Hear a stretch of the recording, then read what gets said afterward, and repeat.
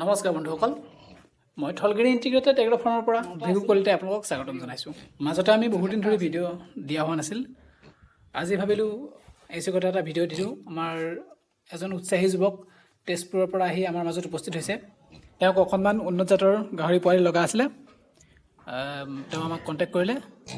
আমাৰ তাতো 10-15টামান Yorkshire cross পোৱালি আছিল। এইখিনি ধুনীয়া ধুনীয়া পোৱালি উইনিং কৰাৰ 20 দিনমান হৈ গ'ল আমাৰ উইনিং কৰা। আৰু কেইটামান আমাৰ তাত পোৱালি আছে, 30টামান পোৱালি আছে। কেইটামান পিয়'ৰ য়ৰ্কশ্বায়াৰ আছে আৰু কেইটামান য়ৰ্কশ্বায়াৰ ক্ৰছ আছে। পিছত বেলেগ ভিডিঅ'ত আমি এইকেইটা দেখাব পাৰিম। আৰু কোনোবা যদি মানুহে ইণ্টাৰেষ্টেড হয় আমাক কণ্টেক্ট কৰি পোৱালিখিনি ল'ব পাৰে। কেইদিনমান পাছত আৰু ইয়াৰ 15-20 দিন পাছত দিব পৰা হ'ব।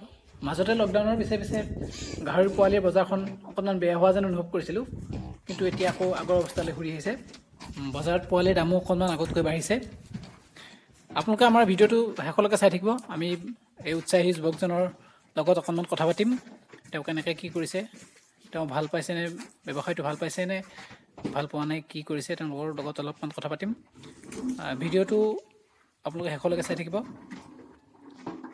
এই গাড়ীখনৰ পিছ ছাইডটো এনেকৈ বান্ধি দিয়া হৈছে যাতে পোৱালি একো অসুবিধাও নাপায় আৰু পোৱালিখিনি যিকোনো কাৰণতে ওলাই যাব নোৱাৰে বাহিৰলৈ।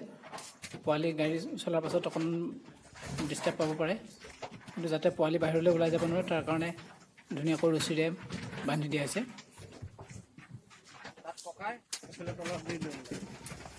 এওঁলোক তেজপুৰৰ পৰা আহি আমাৰ গাহৰিৰ পোৱালিবিলাক হেৰি কৰিছে, পোৱালি লৈ যাব ওলাইছে এওঁলোকে। এই তেজপুৰৰ পৰা বহুত দূৰ ৰাস্তা এওঁলোক আহিছে, আহি পেলাই এইখিনি পোৱালি আমাৰ পৰা সাতটা পোৱালি লৈ গৈছে। আপুনি আপোনাৰ নামটো কওকচোন আপোনাৰ? মোৰ নামটো শ্ৰী প্ৰাঞ্জল ডেকা। ঘৰ পৰা আহিছোঁ নিবলৈ কাৰণে। তেজপুৰৰ কাৰণে। আপোনাৰ ফাৰ্ম আছে নে নতুনকৈ ফাৰ্ম আছে অলৰেডি? এতিয়া মোক কেইটামান পোৱালি লাগিছিলে কাৰণে লগত যোগাযোগ কৰিলোঁ। হয় হয় হয়। পোৱালি এনেই দেখাত আপুনি পোৱালিকেইটা ভাল পাইছে? পোৱালিকেইটা ঠিকে আছে, যথেষ্টখিনি ভালেই আছে বাৰু। হয় হয়। আৰু এই আপুনি গাহৰি ব্যৱসায়টো কৰা কিমান দিন হ'ল? গাহৰি ফাৰ্ম কৰা কিমান দিন হ'ল বাৰু? মই এইটো ফাৰ্ম কৰি থকা আজি 4-5 বছৰমান হৈছে। 4-5 বছৰ হৈ গ'ল। কেনেকুৱা প্ৰফিট পাইছে আপুনি? ভাল পাইছে নে হেৰি পাইছে?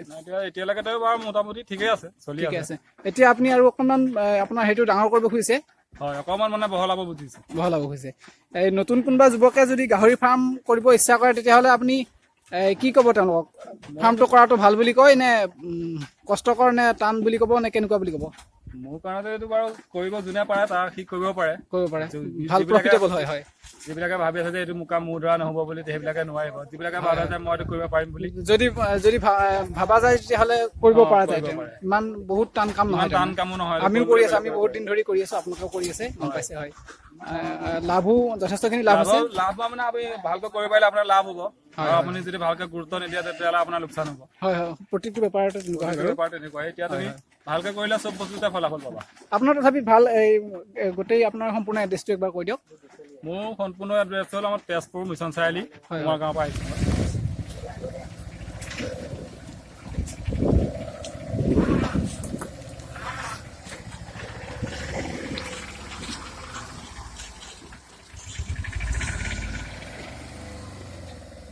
ভিডিঅ'টো একেবাৰে শেষলৈকে চাই থকাৰ বাবে ধন্যবাদ। আৰু যেন আপোনালোকে আমাৰ চেনেলটো ছাবস্ক্ৰাইব কৰি লয়। ধন্যবাদ।